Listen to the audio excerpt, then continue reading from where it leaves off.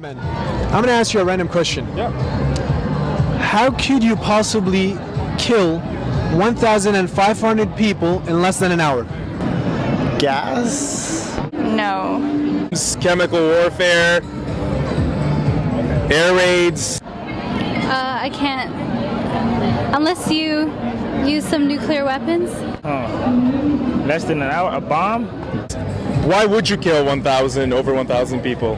That's an awesome question. Do you know how Hitler was able to kill so many Jews in such a short amount of time? He used gas chambers. I think they had the chemical back then. Gas chambers.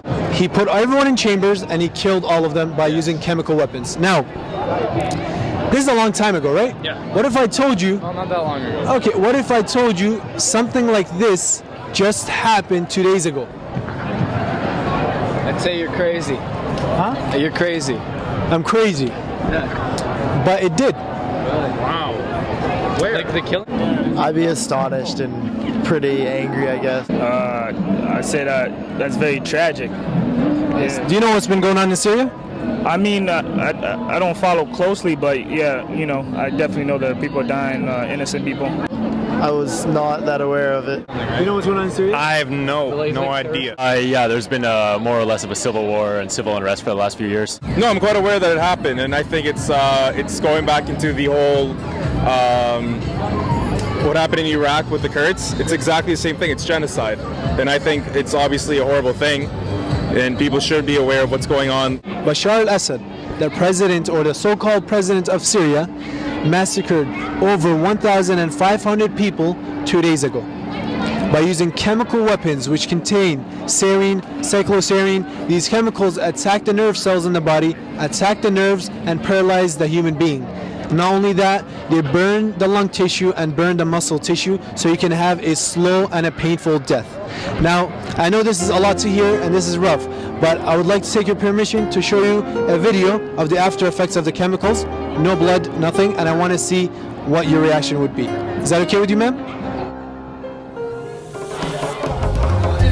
وحميت الثورة بدراعي وقدمت الدم هديتي صامت يا حمص شراعي واصل من الحرية وصفوا شعبك ظنوا مات يسطر بالدم حكايات أسطورة حجر وحارات من بابا عمرو للخلدية من بابا عمرو للخلدية من بابا عمرو للخلدية.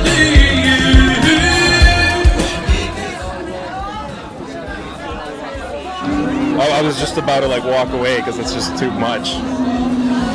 To me, at least, that he's a bit desperate, because it's the same thing as nuclear weapons, for example. You don't use them until basically you're beaten to the ground. I guess it shows that the end may be near, hopefully. He is killing. He's absolutely a monster. He's worse than a Hitler, I can say. And I have nothing to do with Syria, but humanity is calling me to intervene, to say something which is absolutely the right thing to do. Do you think something like this is legal?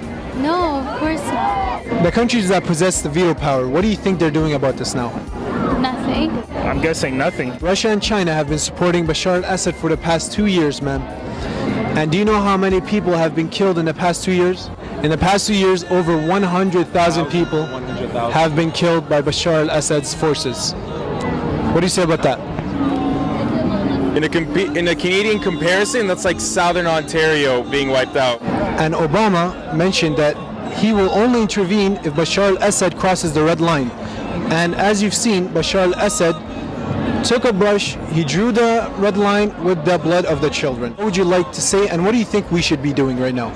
I'd say we gotta help them out. Like, Obama's gotta start doing something. We gotta do something. Donating and keep supporting Syria, making dua.